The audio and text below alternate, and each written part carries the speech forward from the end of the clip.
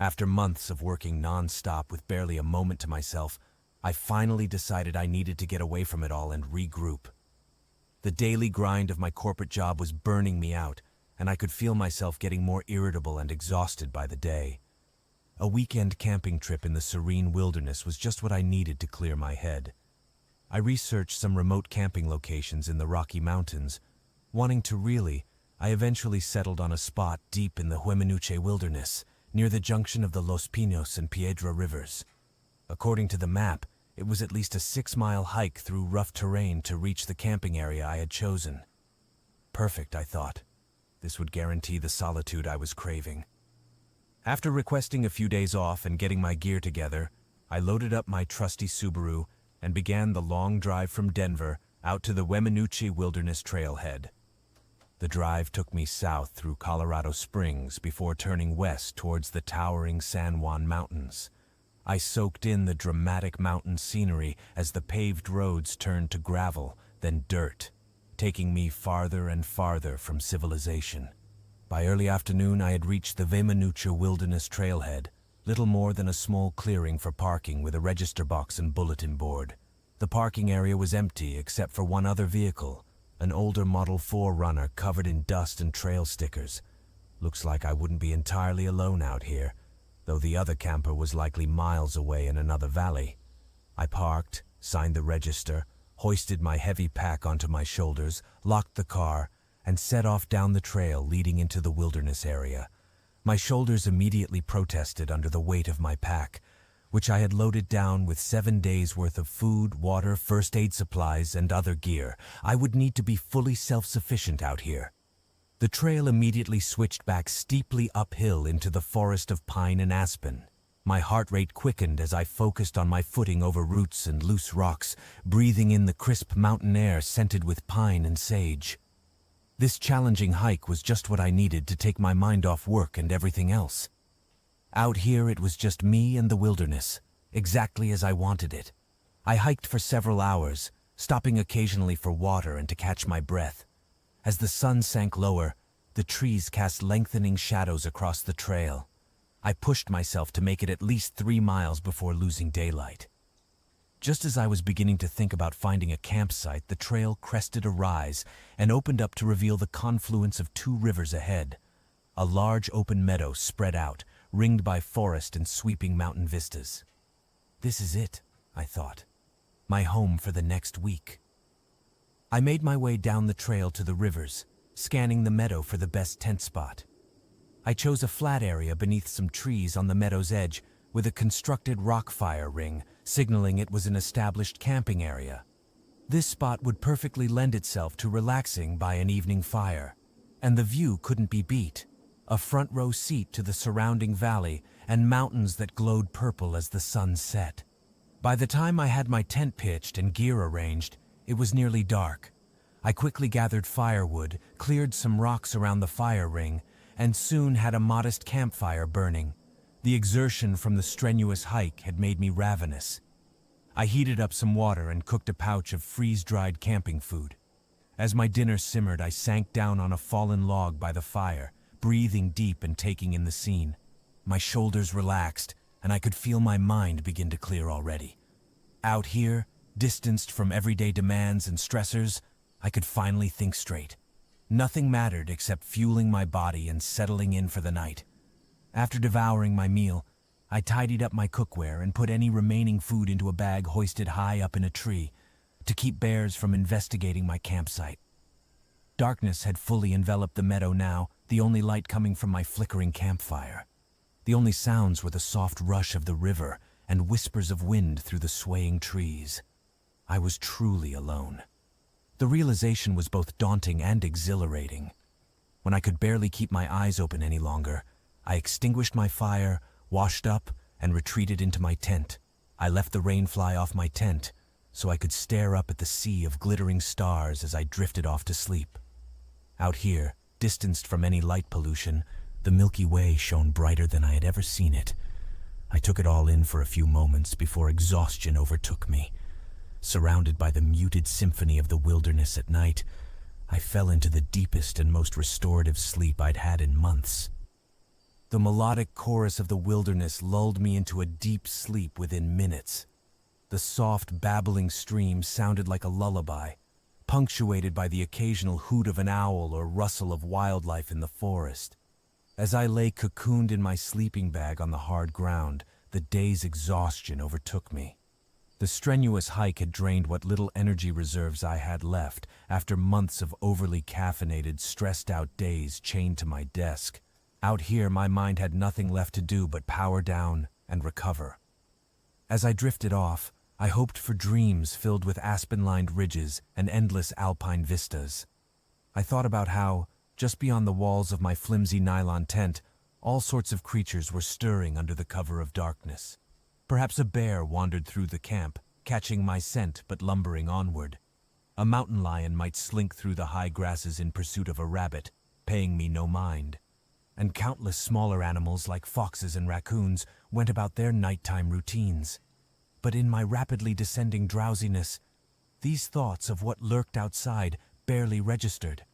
I felt remarkably safe, ensconced in my sleeping bag, lured into the magical oblivion of deep wilderness sleep, a place with no deadlines, inbox notifications, or demanding bosses to trigger my fight or flight response. Out here I could simply be, letting my conscious mind dissolve into the darkness. Even when I briefly surfaced into semi-consciousness hours later, noticing the dying fire and chill mountain air nipping at my cheeks, I immediately sunk back down into sleep's embrace. The world outside could wait. For now, my mind and body were recharging at long last, replenishing themselves after being pushed to the brink of exhaustion. I had arrived depleted, but the wilderness was already working its magic. Sleep came easy for the first night in ages. My breathing slowed, my muscles relaxed, and I disappeared into blissful unconsciousness to the gentle lullaby of the forest. I jerked awake to the sound of a loud crack coming from somewhere outside my tent. In my groggy state, it took a moment to get my bearings. The inky darkness inside my tent was disorienting. Just as I had fallen into the deepest period of REM sleep, something had startled me back to consciousness. My heart pounded as I lay frozen inside my sleeping bag, ears straining. Had I dreamt the noise? No. There it was again. A sharp crack, then low, crunching noises. Something large was moving right outside my tent. Adrenaline flooded my system and my mind switched to high alert. Fully awake now, I frantically racked my brain to identify the source of the noise. A downed tree branch snapping under the weight of a large animal, an errant backpacker arriving late and clumsily navigating by headlamp. Surely something benign like a deer walking by. But no, the crunching noises were too loud and clumsy to be a graceful deer. As the cracks and snaps continued just paces from where my head lay, my mind leaped to the very real dangers that this rugged wilderness harbored. Bears, mountain lions, wolves. My heart hammered against my ribcage as grim possibilities raced through my mind. I had experienced animal encounters while camping before, but never while caught so vulnerable in my sleeping bag in the middle of the night. As I considered my dwindling options, I couldn't sit still and hope whatever was outside would just pass by harmlessly. But escaping my tent and scrambling off blindly into the night wasn't wise either. The gruesome cracking and snuffling continued, alternating with deep guttural pants. It seemed disconcertingly loud and close by. Whatever was out there was big, possibly hungry, and not bothered by human-scented tents. I braced myself for the possibility that at any moment sharp claws and teeth could come tearing through my tent's nylon walls. Propelled by instinctive fear, I bolted upright inside my sleeping bag, my eyes strained against the inky blackness, blind without my headlamp.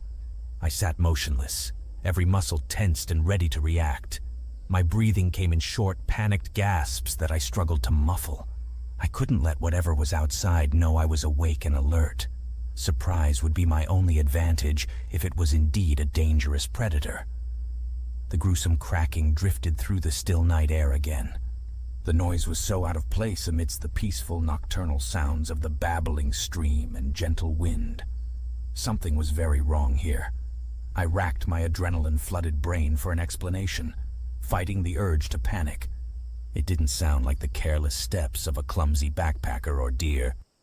It didn't sound like footsteps at all. more like bones snapping.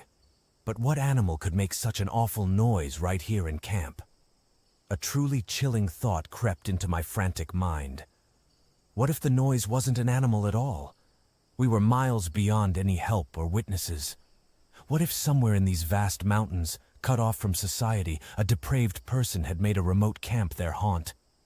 A bile rose in my throat as my imagination supplied grisly possibilities. No, I couldn't let my mind go down that road. Surely no human could move through the forest making such grotesque cracking and crunching sounds. It had to be an animal. Unless it wasn't an animal either, but some thing else entirely. Some creature not of this earth. Anxious goosebumps broke out across my clammy skin at the thought, but I couldn't indulge these wild speculations. The noises persisted, demanding some rational reaction. I cupped my trembling hands over my mouth and nose to disguise the sounds of my panicked breathing. Sitting rigidly upright inside my sleeping bag, I strained my ears against the darkness, willing the thing outside to reveal its origins. The creature, whatever it was, seemed unaware of my presence, but that could change at any moment. I hear more cracking noises, like bones breaking. The gut-wrenching cracking sounds continued just outside the nylon walls of my tent. Inside, I sat paralyzed with fear, scarcely allowing myself to breathe. The noises were too gruesome to be the snapping of twigs or rustling of brush.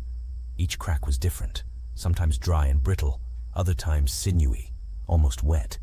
A very visceral, primitive part of my brain understood. Those were the sounds of bones being snapped and sucked of marrow. Nausea and dread threatened to overwhelm me. What nightmarish creature had wandered into my camp, feasting so casually just steps away? Had it already made a meal of some poor creature before coming to investigate my tent? As I envisioned the bloody scene that must lay just beyond the flimsy barrier of my tent, some detached part of my mind again desperately hoped for a rational explanation. Perhaps a bear had caught a deer, dragging it back to camp to feast safely away from the competition. But again, the sounds were all wrong. Not the greedy gorging of a bear. The crunching and slurping showed intelligence and purpose, not animal instinct. Something sentient was out there, taking its time to relish each sickening crack.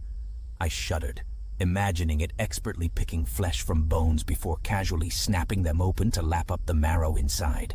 Fear rooted me in place, inhibited only by morbid curiosity. I needed to see what this malevolent thing was, and confirm it wasn't some twisted figment of my imagination. Could such evil actually exist, wandering the lonely mountain darkness? The cracking abruptly ceased, leaving only the gentle murmur of the stream.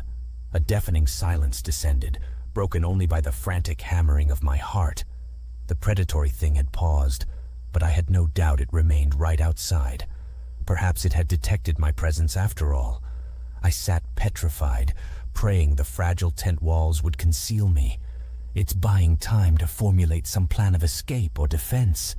But before I could collect my scattered thoughts, the grisly snapping resumed with renewed vigor. Whatever was out there remained wholly fixated on its unholy meal. Nervously, I unzip my tent and peek outside.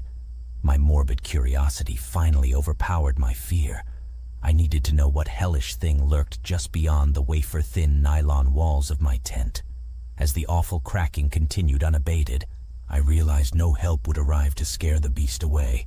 I was utterly alone. If I stayed paralyzed inside my sleeping bag waiting for dawn, it could easily make a meal of me next. Moving slowly so as to not rustle the tent walls, I took a deep, shaky breath and reached for the tent zipper. I pried it open millimeter by millimeter, trying not to let the teeth snag on the fabric. Any sudden sound could alert the feeding creature mere feet away. Finally, a 6-inch opening gaped at the bottom of the tent door, just wide enough to peer out. The night beyond was a wall of impenetrable blackness. No moon or stars penetrated the thick forest canopy high above. As my eyes strained against the dark, the ghastly cracking sound seemed to grow even. How could the thing not hear my ragged, panicked breathing by now? Surely it could detect my terror, smell my fear like an irresistible perfume. Bracing myself, I gingerly shifted forward onto my knees and grasped my headlamp from where it lay atop my discarded hiking boots. My fingers trembled as I tightened the strap around my shaking head. I took one last, steadying breath. feeling as if I balanced on a precipice between a known reality and an unfathomable nightmare. Before my nerve failed me, I reached for the headlamp switch.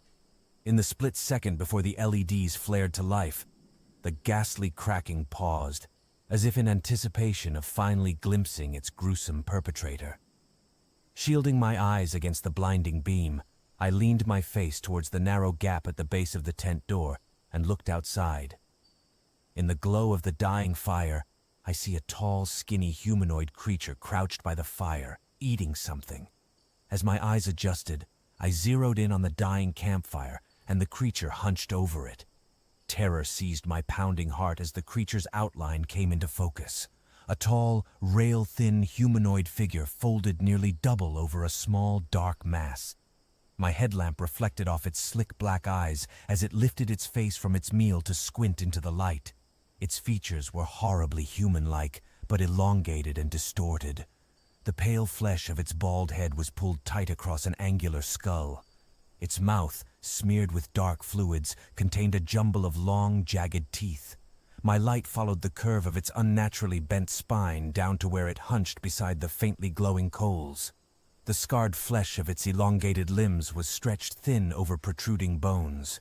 It looked starved and skeletal, though its distended belly sagged heavy and full beneath its ribs, full from consuming whatever poor creature lay mangled between its feet. As I watched, paralyzed with horror, it returned to its meal. With chilling purpose, it twisted a rodent-like appendage until the dry snap of bone punctured the silence. My stomach heaved at the wet, sucking sounds as it noisily slurped marrow from the shattered bone. Just a dozen yards from where I sat frozen behind the tent door, bile rose in my throat. This was no bear or mountain lion. Some twisted vestige of humanity lurked beneath its withered flesh. But there was no humanity in its depthless eyes. My light wobbled as terrified tremors coursed through my body. The image of that hideous feasting creature is seared into my mind. Hands shaking violently, I grab the tent zipper and wrench it upwards with a rush of panic.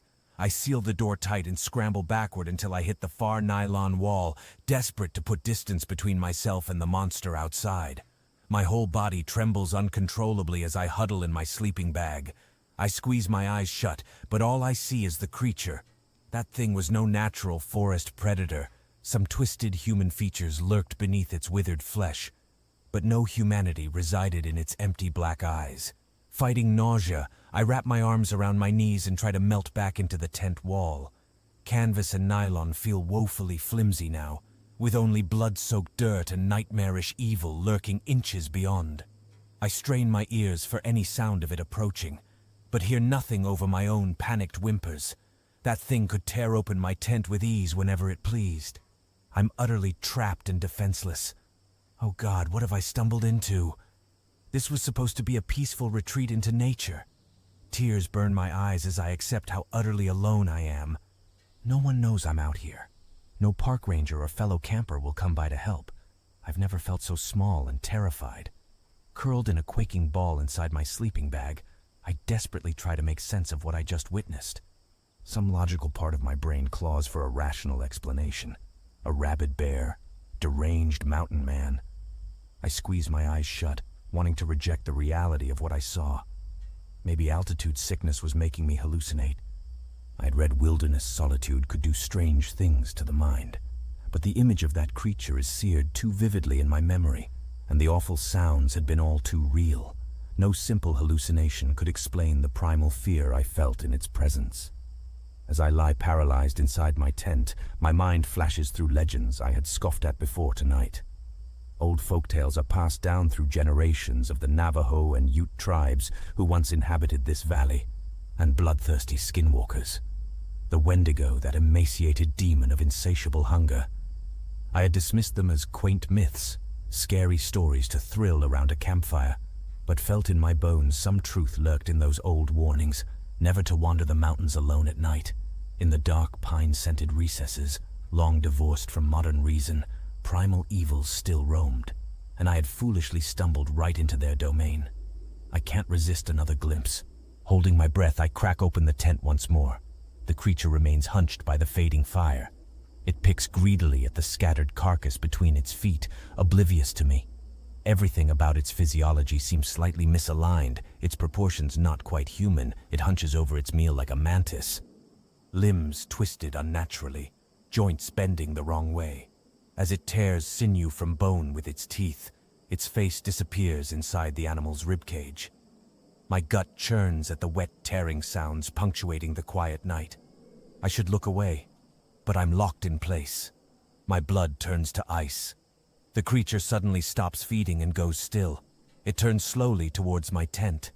Its bald head cocks at an unnatural angle as if detecting my fearful stare. My heart leaps into my throat under that soulless gaze. Those sunken eyes smolder like hot coals in the shadows. I'm instantly reminded of stories told around countless campfires of glowing red demon eyes peering from the darkness.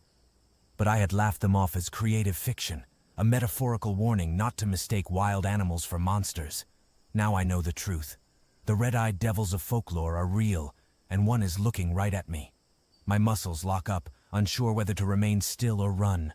The creature doesn't move, continuing to stare right at me with those smoldering coals for eyes. It makes no sound and doesn't even seem to breathe. We remain frozen for endless seconds, each waiting for the other to make the first move. As the night air grows heavy with tension, every fiber of my being wants to bolt from this demonic entity. But some instinct warns me not to trigger its predatory instincts. Our silent stalemate drags on, the only sound of my drumming heart. Those fiery eyes pin me like an insect beneath the glass. I feel utterly exposed in my tent. It knows I'm here now.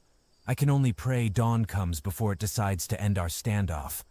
When the creature moves its spindly arm, I gasp involuntarily. Its mouth splits open, revealing rows of jagged teeth meant for nothing but tearing flesh. My brain screams, "Run!" I drop the tent flap and dive backward, heart hammering. I cower in my sleeping bag, clamping a shaking hand over my mouth to muffle panicked whimpers. I prayed desperately it didn't actually see or hear me. Maybe it was only investigating the disturbance, not acting on hostile intentions. But its burning eyes had seemed to stare right into my soul. I strain my ears for any sign it's approaching the tent, but hear nothing except the frantic pounding of my heart. Maybe it's lost interest and returned to its feast. But I don't dare peek out again to check, lest I draw its attention once more. I can only wait coiled inside my sleeping bag, dreading the sound of claws scraping nylon. I try to control my panicked breathing, taking measured breaths despite the terror flooding my body with adrenaline. I need to think. I can't let fear overwhelm me. My flight reflex is screaming at me to run blindly into the night, but I force myself to stay put. That thing is between me and the trail, and I wouldn't get far running shoeless through the woods in the dark. If I can't run to safety, I need some way to defend myself. Fighting the urge to stay paralyzed inside my sleeping bag, I search around with trembling hands until my fingers close on the handle of my camping knife. The 6-inch blade seems pitiful against the monster outside, but it's better than nothing. Staring down at the knife, my mind races through every self-defense move I've ever learned, but I won't go down quietly.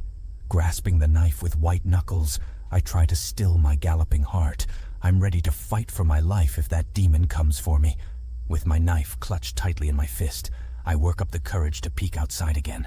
I gingerly lift the tent flap, braced for the glow of hellish eyes, but as my headlamp cuts through the darkness, I see nothing but the faint outline of trees. The meadow is still and quiet, with no sign of the feeding creature.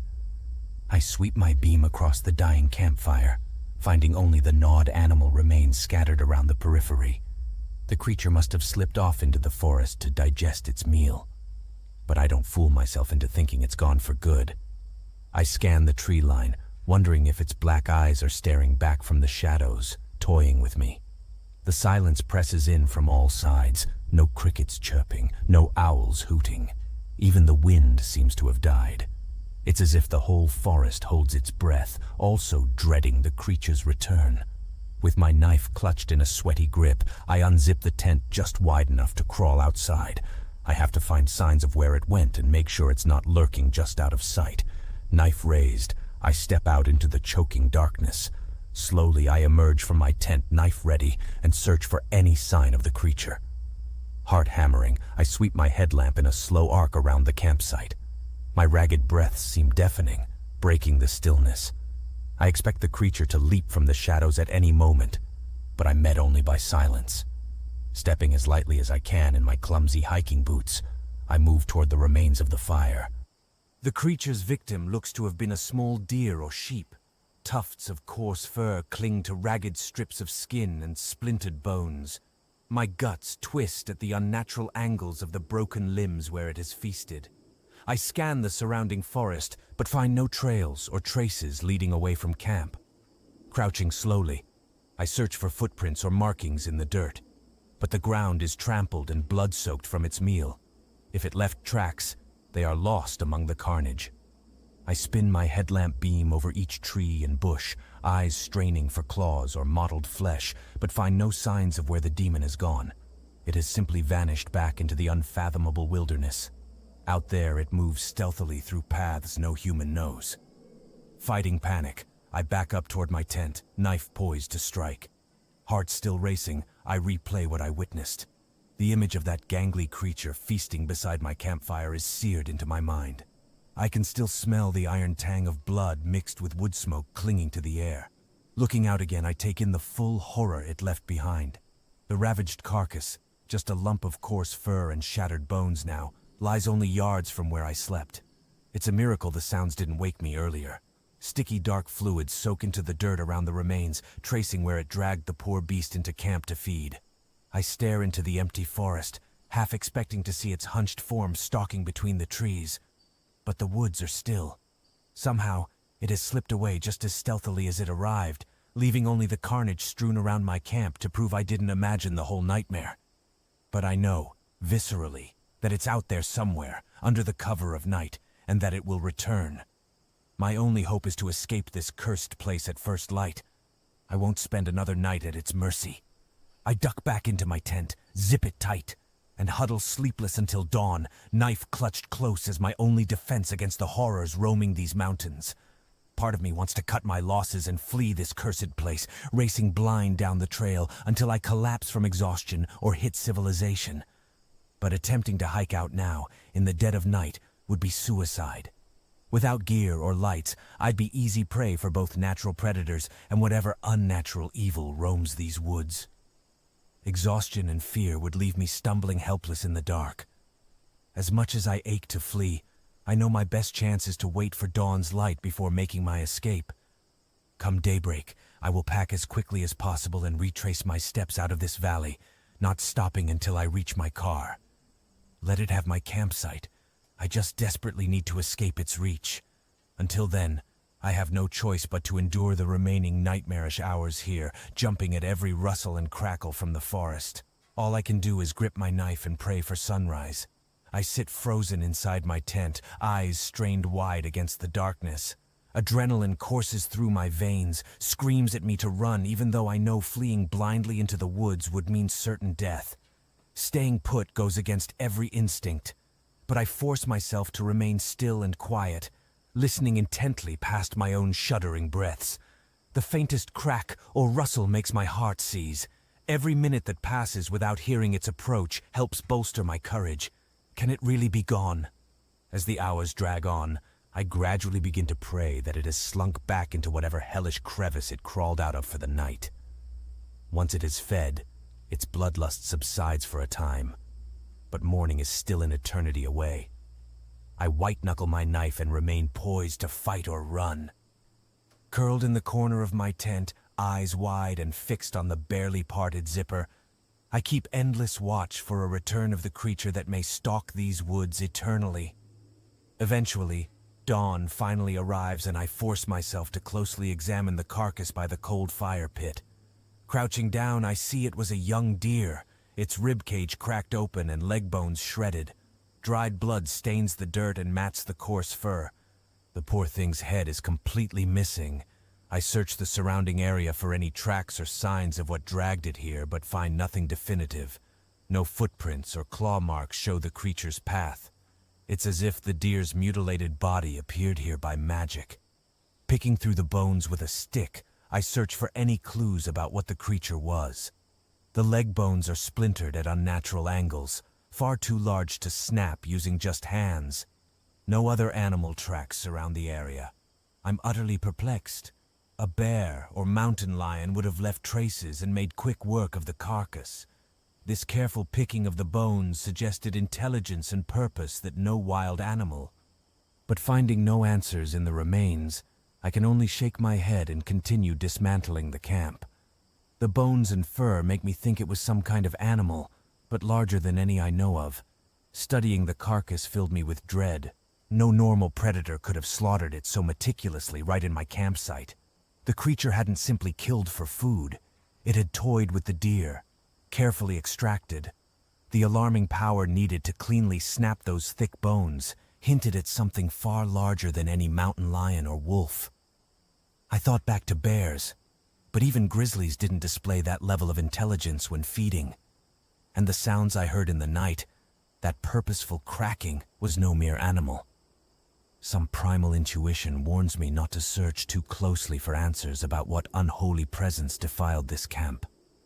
No good can come from pulling too much at the sinister mystery of what I witnessed. It's beyond rational understanding. The only sensible option is to flee these cursed woods and leave the creature be. But as I pack my gear, I can't resist scanning the tree line repeatedly, searching for watching eyes. Some demonic specter from times before records and reason still lingers out there, concealed by the silent pines. It haunts these ancient mountains, and I'm afraid a glimpse of it may haunt me too from here on out. Fleeing that campsite isn't enough to calm my racing mind. I search the surrounding forest obsessively for any sign of where the creature came from or returned to after its grisly meal. In the harsh light of day, it's hard to believe the horror I witnessed the night before was anything but a twisted dream. But I need concrete proof. I shine my headlamp beam into the spaces between the towering pines and rocky overhangs. I search for claw marks, strange prints, anything to prove something besides wild animals have passed this way. But the birdsong and grass gently waving in the breeze betray nothing unnatural. By the time the trail descends back into the valley, I've found no evidence of the creature. No sulfur stench or entrails dangling from branches. Just the benign forest I imagined before this hike became a waking nightmare. But I know evil doesn't vanish with the rising sun. It just lurks deeper in the shadows. I quicken my pace, suddenly desperate to be around people again, to reassure myself that there's still goodness and reason in this world, not just prehistoric evil roaming the spaces beyond civilization's reach. Back to where streetlights banish the darkness, keeping the demonic past at bay. But I know part of me will always strain to hear ominous sounds over my shoulder, wondering if it's out there still.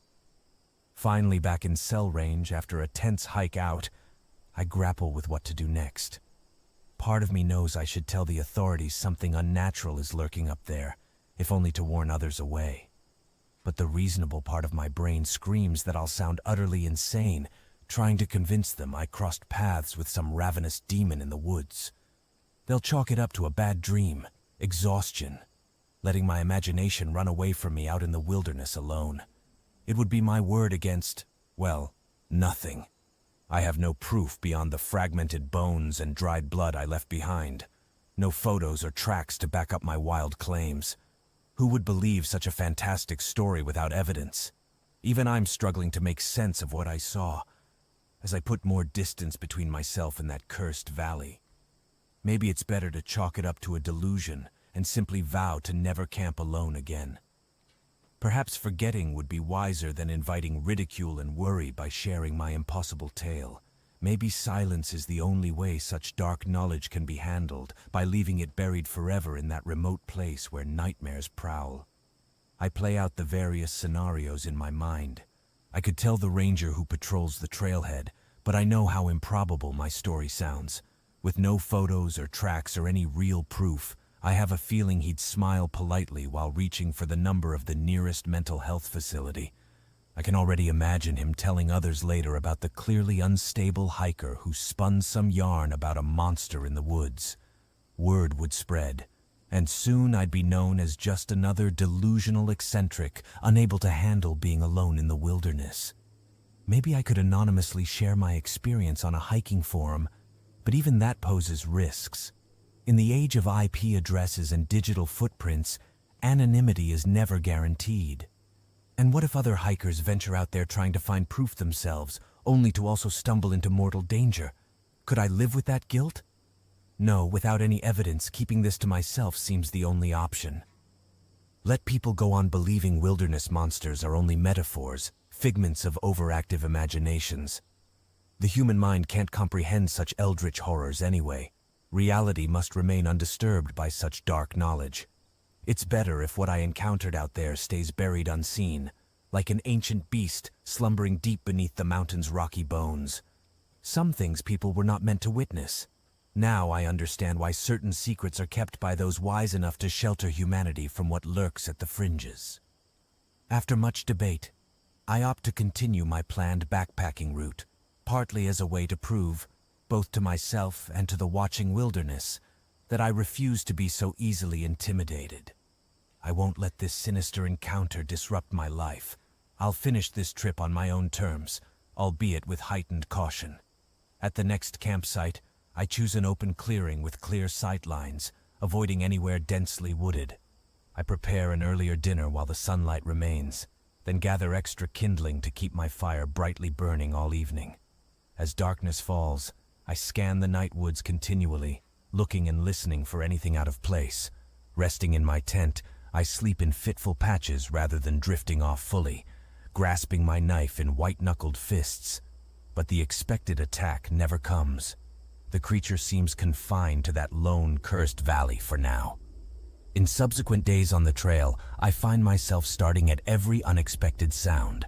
The cry of a hawk makes my heart lurch. I scan the sky anxiously until identifying the source. When a branch cracks loudly under some unseen weight, I freeze, listening intently with widened eyes. But it always ends up being some benign forest creature foraging or settling down for the night. A deer grazing nearby, its tail swishing at flies, the scuttle of squirrels playing chase up a tree. Nothing that fully explains the inexplicable sounds that set me so on edge. I tell myself I'm just jumpy after the frightening encounter. This hike is turning me paranoid, making me hear danger where there is none. In the reassuring light of day, nothing seems amiss in the lush green forests and meadows surrounding the trail. It's only as dusk approaches that my nerves start to fray once more. As the days wear on, I can't shake the sense of being watched from the shadowy woods flanking the trail. Often, at the very edge of my vision, I swear I see subtle movement in the trees. A flutter, a blur, barely discernible from the sway and flicker of branches in my periphery. But each time I whip my head around to stare directly, I find nothing out of the ordinary, just still pines and quivering aspens. It happens over and over, this game of seeing ghosts I can't quite catch. I pivot and peer hard into the underbrush, where my instincts insist something hides, observing me, but nothing ever resolves out of the play of light and shadow. By the time I stop for the night, I'm exhausted from being on constant high alert. I tell myself it's just stress fracturing my focus, making me see monsters in every quiver and rustle, that nothing tangible is stalking me through the remote mountain forests. But as I scan the darkness before settling uneasily into sleep, some deeper instinct whispers that primordial horrors lurk just out of sight, haunting wild lands long abandoned by humanity's fragile reason. And light. The setting sun drags my nerves tight as a bowstring. I gather extra kindling and build a larger fire than needed, unwilling to tolerate even a moment of darkness. I make sure my tent is pitched with the flap positioned where I have a clear view of the surrounding campsite. Inside, I sit awake, turning my knife over in my hands as the flames cast flickering shadows across the nylon walls. I try occupying my mind by cleaning my gear, reading trail guides, and doing anything to pass the night hours until I exhaust myself into fitful sleep. But inevitably, I find myself observing the darkness, watching for shapes taking form in the black void beyond my campfire's reach. I strain my ears for any sound out of place with the typical night murmurs, but nothing seems amiss. Just my overactive imagination, I keep telling myself, yet I can't shake the sense of lurking danger, the feeling of unseen eyes watching me from the forest.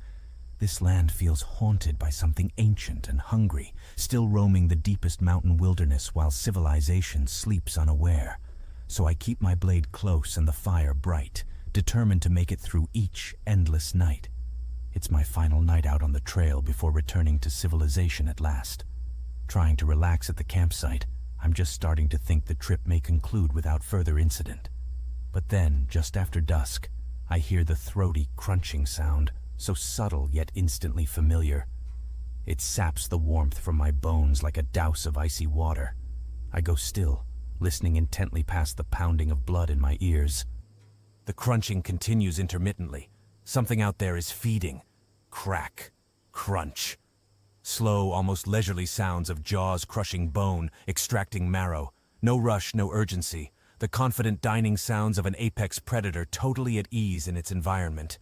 The rationalizations and excuses I've made dissolve, leaving me exposed to a hard truth. Something inhumane walks these ancient forests, concealed by darkness. It has haunted me day and night on this trip, but tonight my exhaustion is replaced by anger. I refuse to cower helplessly in my tent, awaiting dawn one last time. Gripping my knife, I stride out to finally glimpse the beast unobstructed. The cracking sounds continue from somewhere just beyond the reach of my firelight. With my knife clutched tightly, I creep out into the night, moving stealthily from tree to tree, closer to the unseen feeding. I wait for the monster to explode from the underbrush, to feel its claws tear into me at last, but the forest remains calm.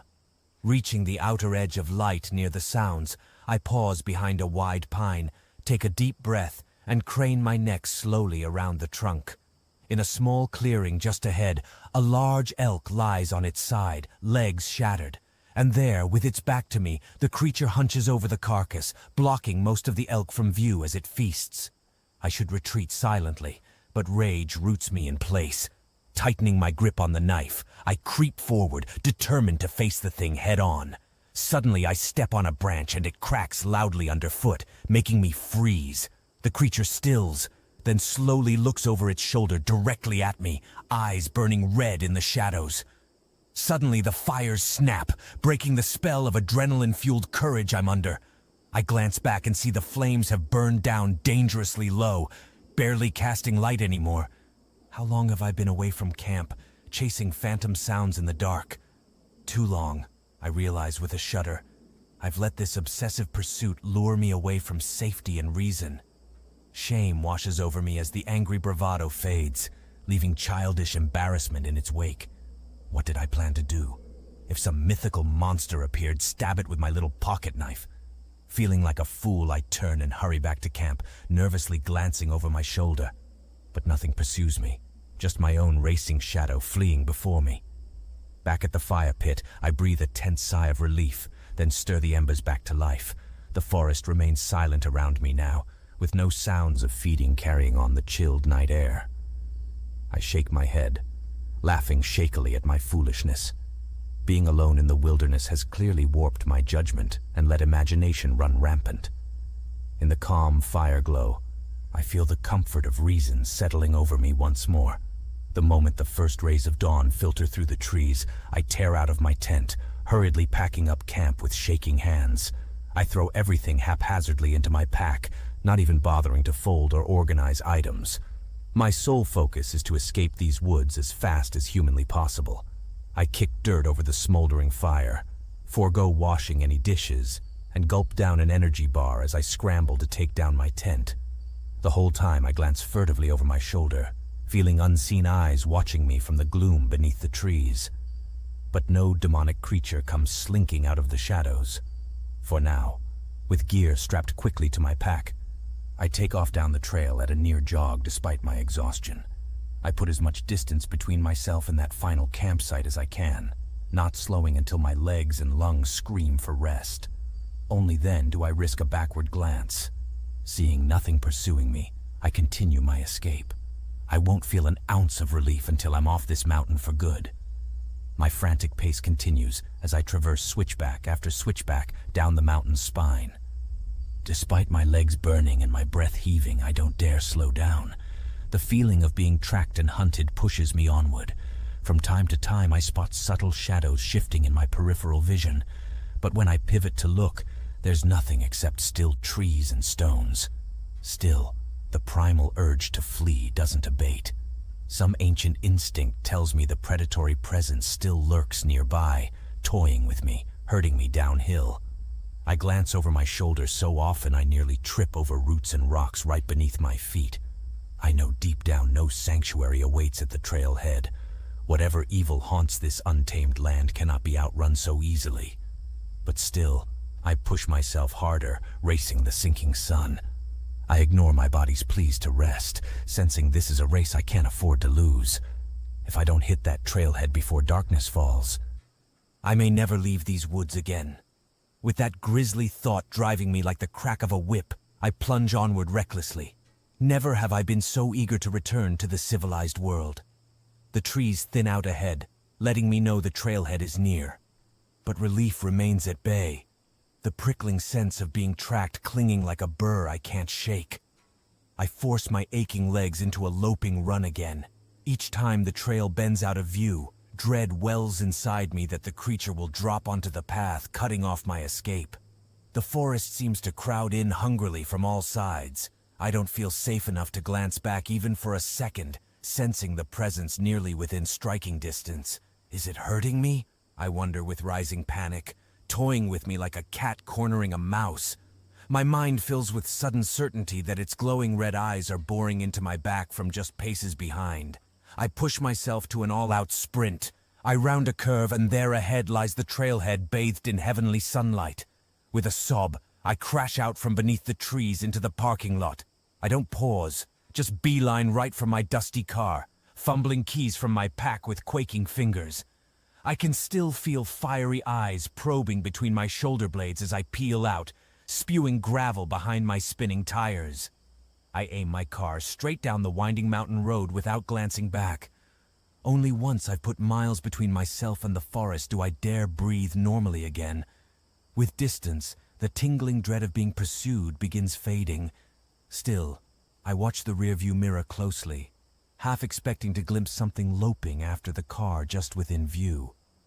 But I'm greeted only by the empty dirt road in the mirror growing smaller as I descend. The lower I get, the stronger the towers of cell service grow.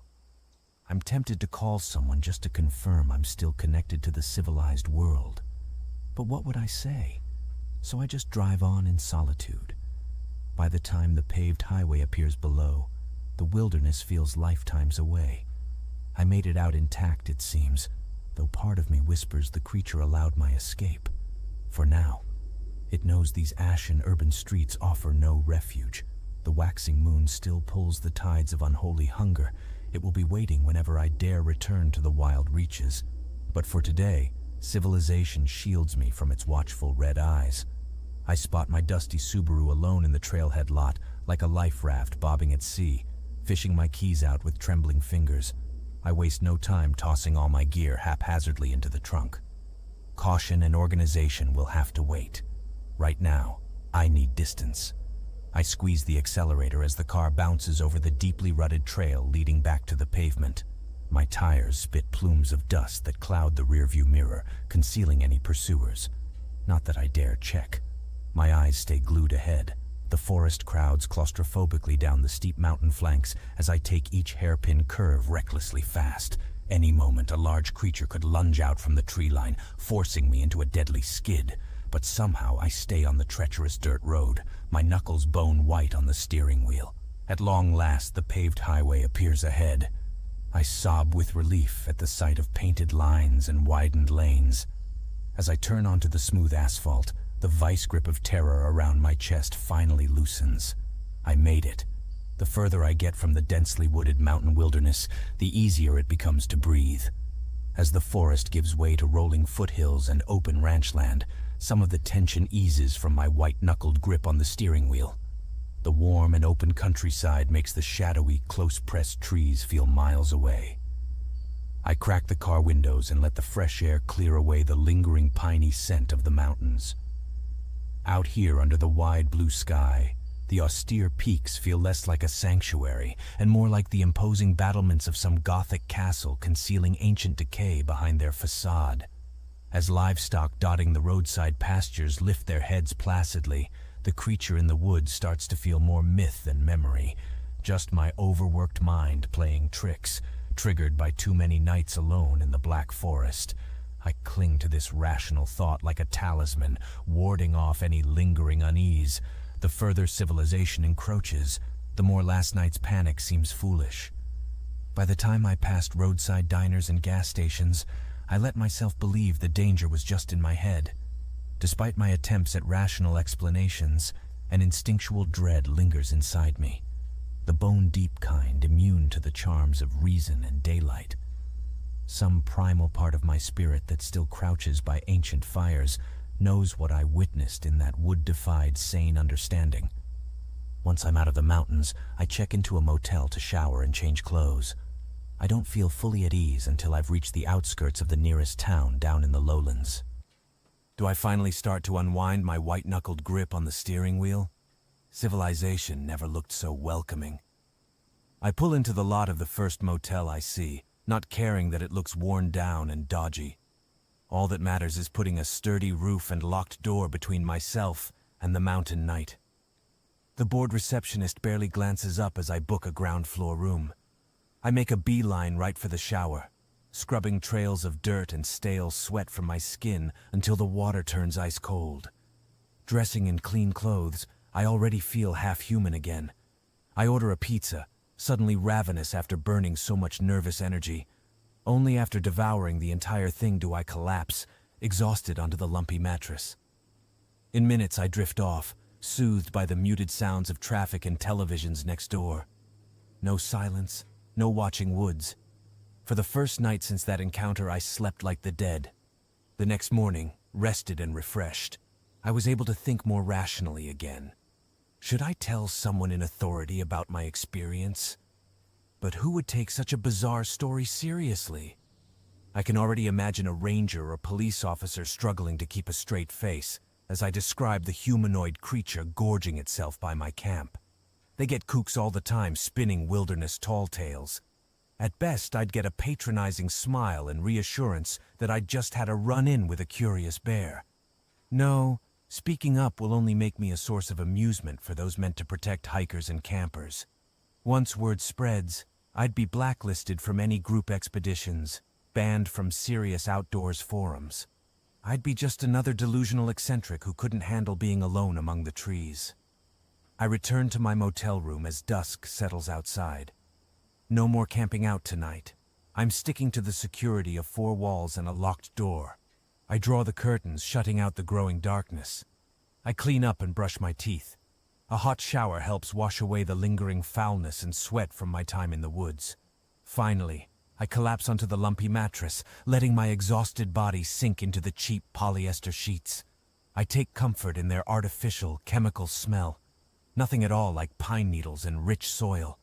As I drift off, gratefully surrounded by the ambient sounds of traffic and televisions, I try to banish all memories of the trip, no more replaying those horrific visions.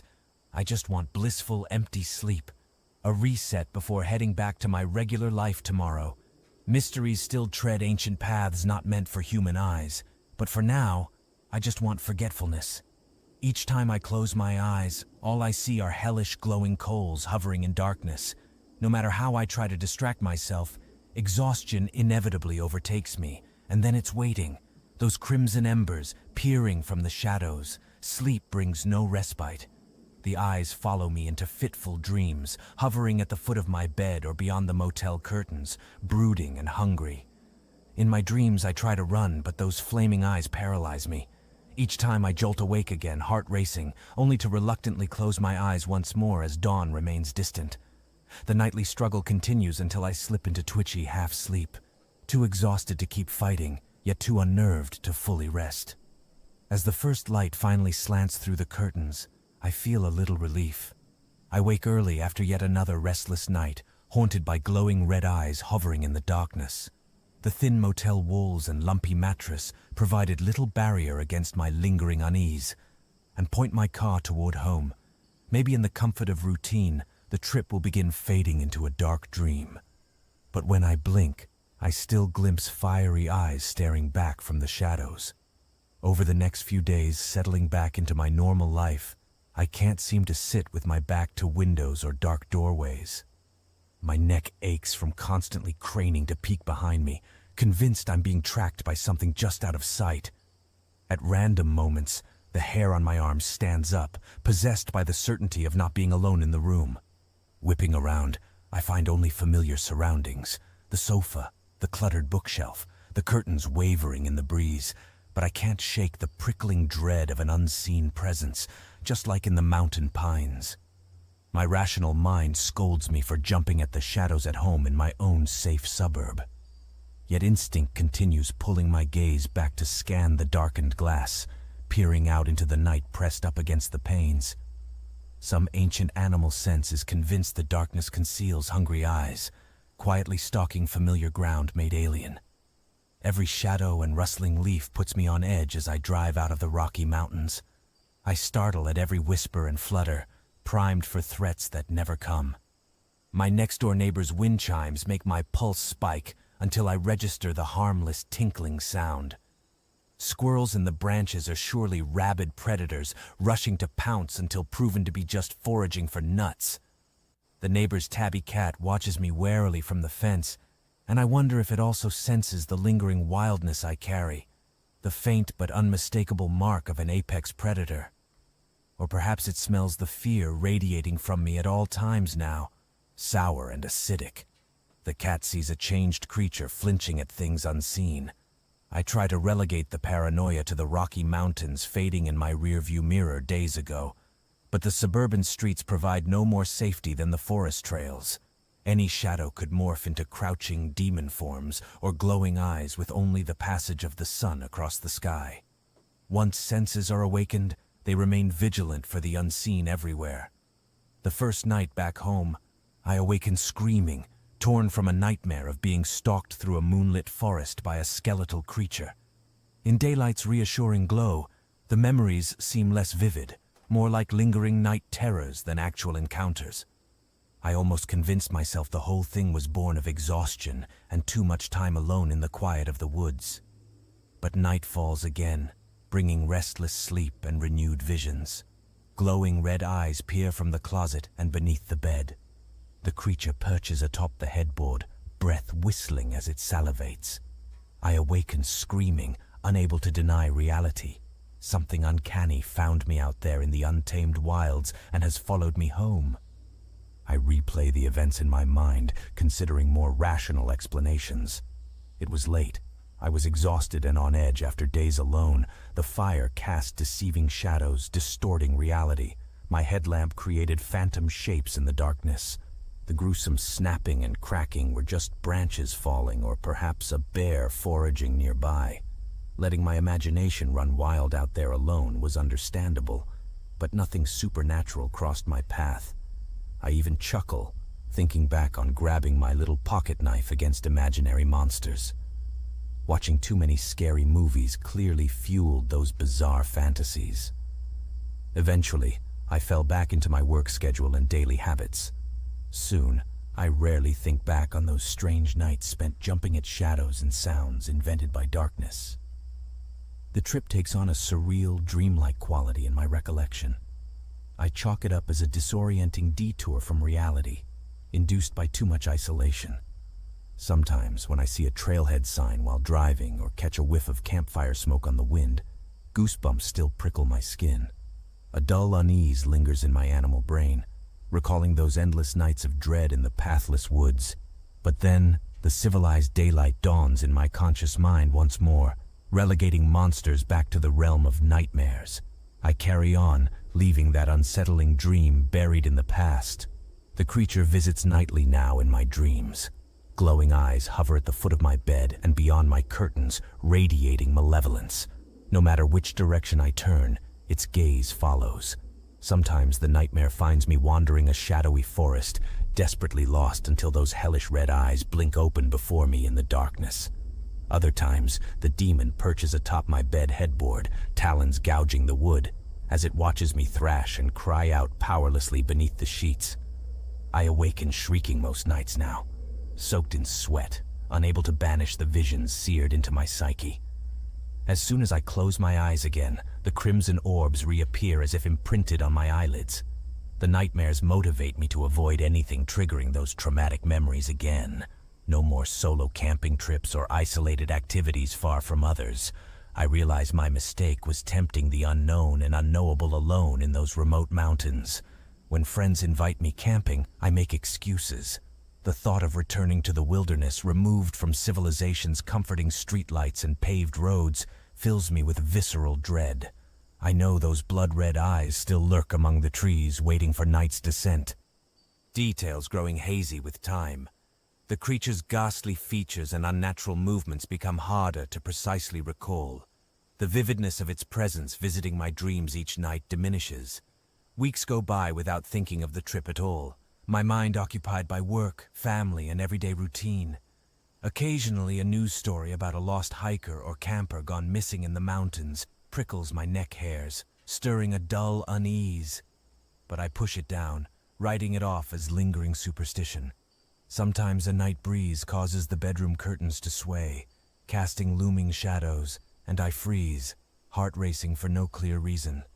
But by morning I've forgotten again, writing it off as tricks of the light, letting the comforting blanket of routine forgetfulness settle back over my thoughts. Outwardly, my daily life continues on as normal. Friends, hobbies. No one glancing at me would ever guess at the brush with the supernatural haunting my darker subconscious moments. I keep up a facade of normalcy. But sometimes, walking alone down a quiet street at night, the hair on my neck prickles for no apparent reason. Despite determined efforts to consciously bury the experience, something fundamental in me remains irrevocably changed. I cannot stop reflexively scanning the tree line when I take the dog out at night, watching for shadows detaching themselves from the swaying pines. I may force myself to forget by day, but the night still brings an unease that runs deeper than memories. Some primal part of me is forever on alert, attuned to the unseen predator that revealed itself, if only for a moment. It lurks at the thresholds where comforting illusion ends, always watching from just beyond the light's reach. I doubt that wariness will ever fully fade.